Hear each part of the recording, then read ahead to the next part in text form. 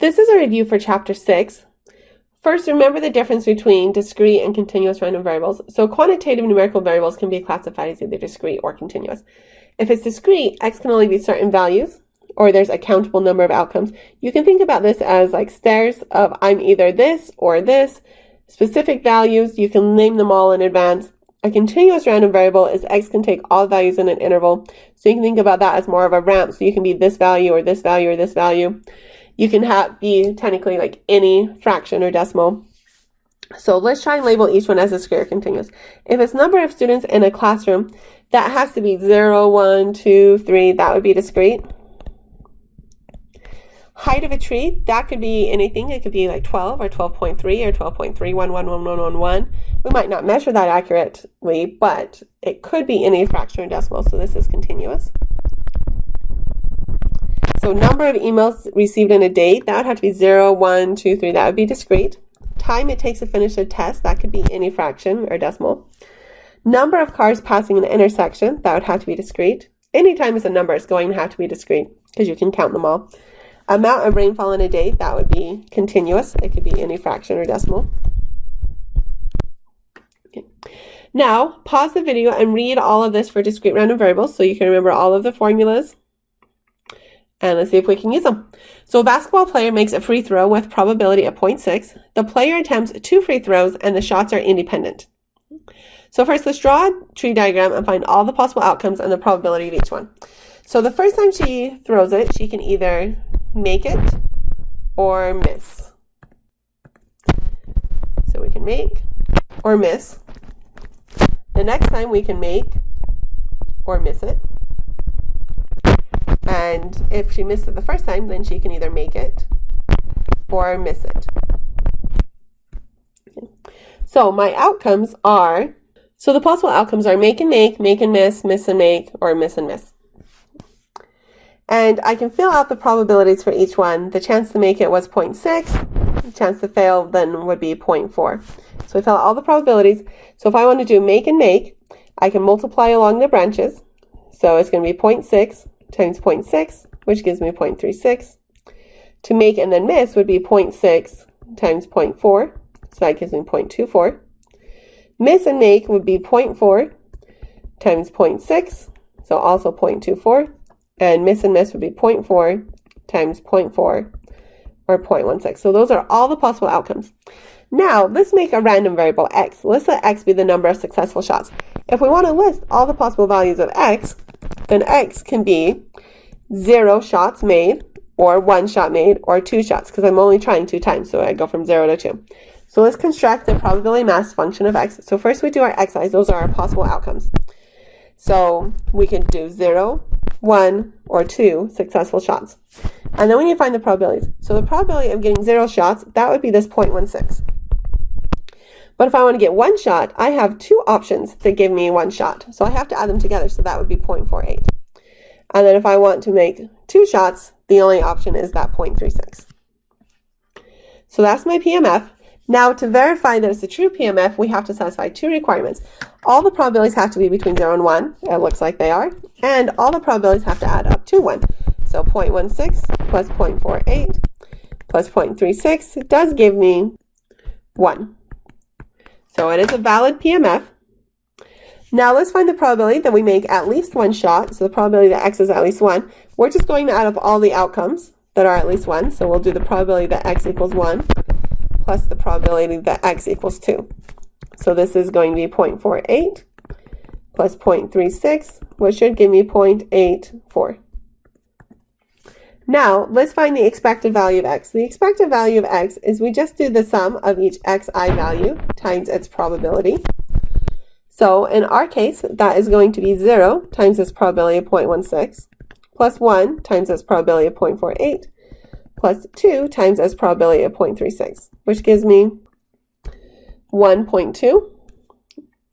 And the variance of x, that one's a little bit harder to find. So come back up and look at your formula. We like to use this shortcut formula where the variance of x is equal to the expected value of x squared minus expected value of x, and then we square that. But first we have to find the expected value of x squared, and so we do each xi value squared times by its probability. So the expected value of x squared equals the sum of each xi squared times its probability. So this is going to be 0 squared times 0.16 plus 1 squared times 0.48 plus 2 squared times 0.36, which should give me 1.92. So if I want the variance of x, that's going to be the expected value of x squared minus, and then I'm going to take the expected value of x and square that. So we have 1.92 minus 1.2 squared, and this should give me 0.48. Now I didn't ask it here, but let's also find the standard deviation. So the standard deviation is just going to be the square root of the variance. So the square root of 0.48, which gives me 0.693. Okay. So if she were to attempt 2 free throws many, many times, she would expect to make about my expected value of 1.2 shots, give or take the standard deviation. So give or take 0.693 shots. Now let's pretend that you get 3 points per successful free throw. How many points can she expect to make on average, give or take how much? Notice this is now when we're doing those combinations of random variables. So I'm going to make a new variable, which I'm going to call y. So y is equal to, let's see, she gets 3 points per shot. So I think that should be 3 times x. We're not adding together different attempts where we get different results each time. She's just multiplying each attempt by 3. So now let's find the expected value and the standard deviation. So expected value of y is just going to be equal to the expected value of 3 times y. Sorry, 3 times x. And that 3 can just come out, and we just do 3 times the expected value of x. So this is going to be 3 times the expected value of x, which was 1.2. So we get 3.6. So she can expect to make about 3.6 points on average. And then give or take how much, we find the standard deviation of y. But we don't have a formula for standard deviation of y. We have to do variance of y first. So the variance of y is, that will be the variance of 3 times x. And the 3 wants to come out, but to make the 3 come out, we have to come out squared because we squared everything inside our variance formula. So it's 3 squared times the variance of x. So that's going to be 3 squared times the old variance of 0.48, which should give me 4.32. And so then my standard deviation of y equals the square root of 4.32. So that gives me 2.08. So she can expect to make about 3.6 points on average, give or take 2.08 points. Now suppose the player has already made 5 free throws in the game. So that's actually successfully made them. So she's already made that many. She's now lined up to make 2 more attempts right at the end. Find the expected value and variance for her total free throws in this game. So now we have this new random variable where we have the x variable for the 2 that she's about to do that we don't know yet, but we know she's actually already made 5 successfully. So we have a new variable, z equals x plus 5. So now the expected value of z is equal to the expected value of x plus 5. And for expected value, we can just take that plus 5 and just pull it right out. So it'll be the expected value of x plus 5. So my expected value of x is 1.2 plus 5 gives me 6.2. So that's what she could expect to make in total. And let's find the variance. The variance of z equals the variance of this x plus 5. But if you remember, when we add 5, we're really just shifting everything over and the shape doesn't change at all. And so that plus 5 just disappears. That is just equal to the variance of x because it was just shifted. It doesn't change the shape at all. So it will just be equal to 0.48. Now, let's do one more. Let's suppose that she gets fouled 4 times in the game, and each time she gets to make 2 attempts. What's the expected value and variance for her total free throws? So let's make a new random variable, t. So every time she makes these 2 attempts, she could get different results. So this isn't going to be multiplication. This is going to be, we have to add them up. So the first set of 2 attempts is x1. The next set of 2 attempts is x2. Then we have x3 plus x4. So we have to add up each of these 4 different attempts. Okay, and each one can be different. That's why we have to add them up instead of just multiplying by 4. So the expected value of t is really the expected value of x1 plus x2 plus x3 plus x4. And I can just add each of their individual expected values. So it's expected value of x1 plus the expected value of x2 plus the expected value of x3 plus the expected value of x4. So we just add up all of the expected values. So each one was 1.2. So 1.2 plus 1.2 plus 1.2 plus 1.2 gives me 4.8. So that's my expected value of 4.8. Now let's find my variance. So variance of t, that's going to be really the variance of x1 plus dot dot dot plus x4. And if they're independent, which we'll assume that they are, we can just add each of these variances individually. So the variance of x1 plus up to, dot dot dot all the way up to the variance of x4, and each of these variances should be 0.48. So we have 0.48 plus 0.48 plus 0.48 plus 0.48, which gives me 1.92.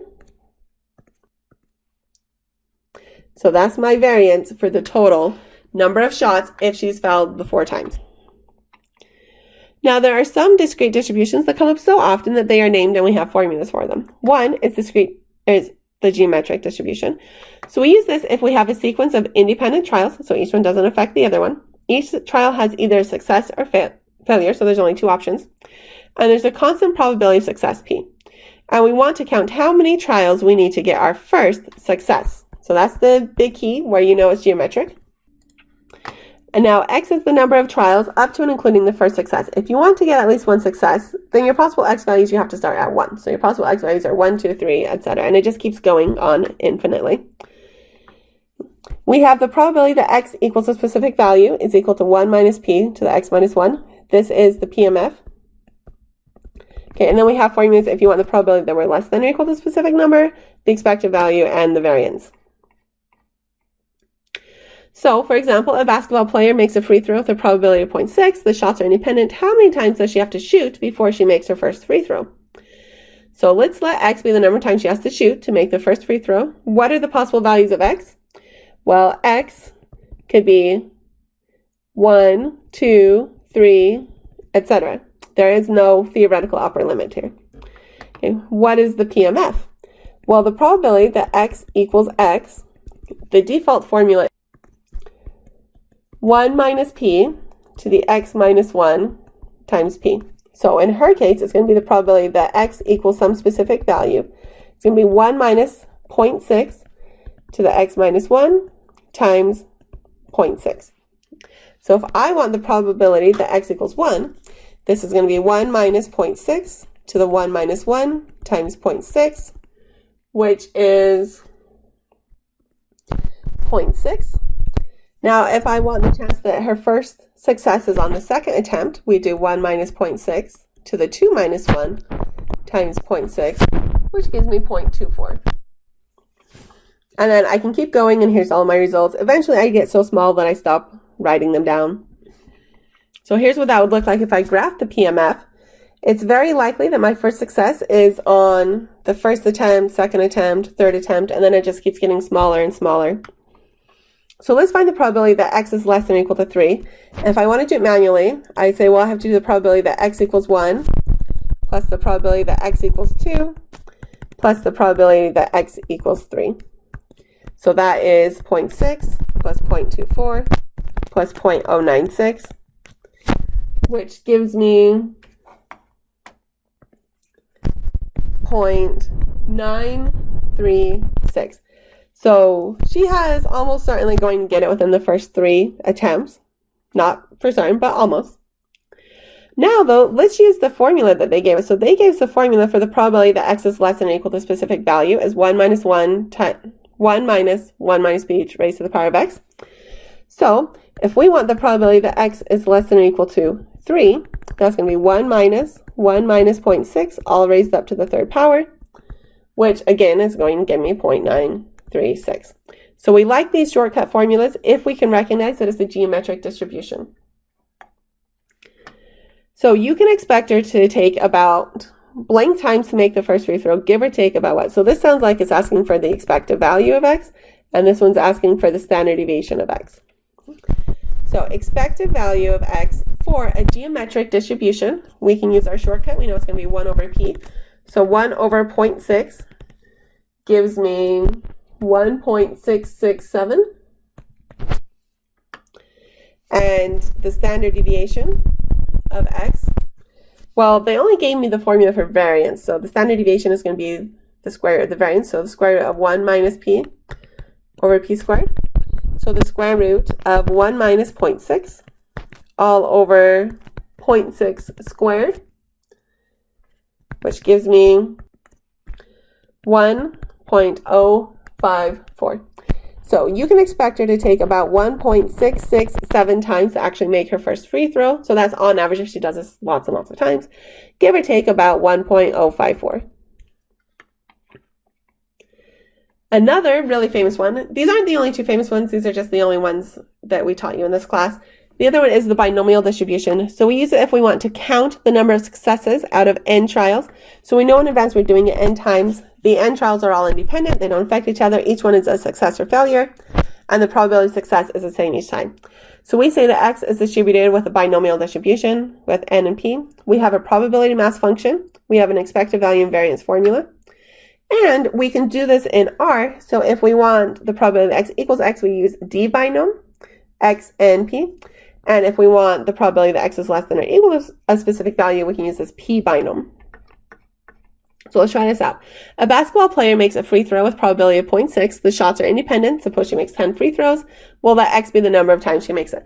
So what are the possible values of x? X could be equal to 0, 1, 2, up to 10. She's only doing 10 attempts, so it has to be between 0 and 10.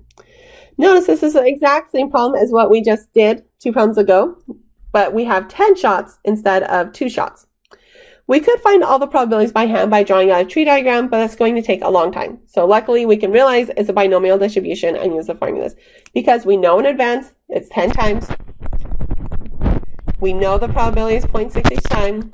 They're supposed to be independent. And every time you either make or miss. So there's only 2 options every time. So it is binomial. So we can say that x is distributed binomial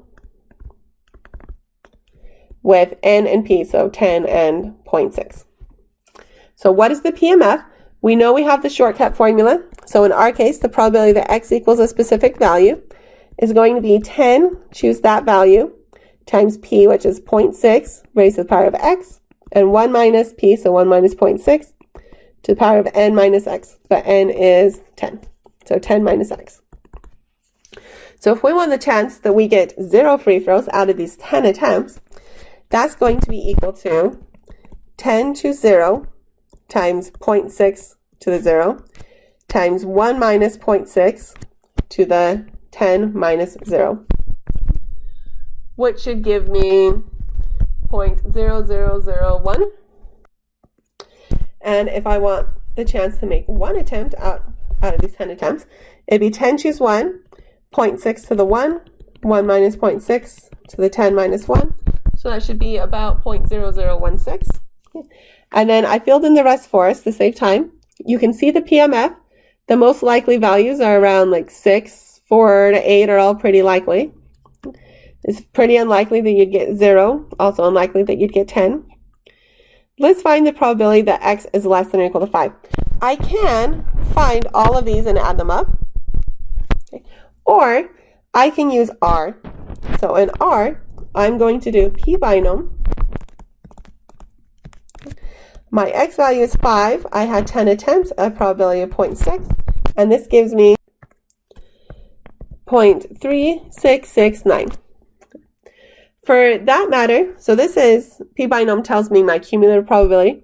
If I wanted just one of the values, I could have done this in R as well. I would have done d binom. So up here, I could have done d binom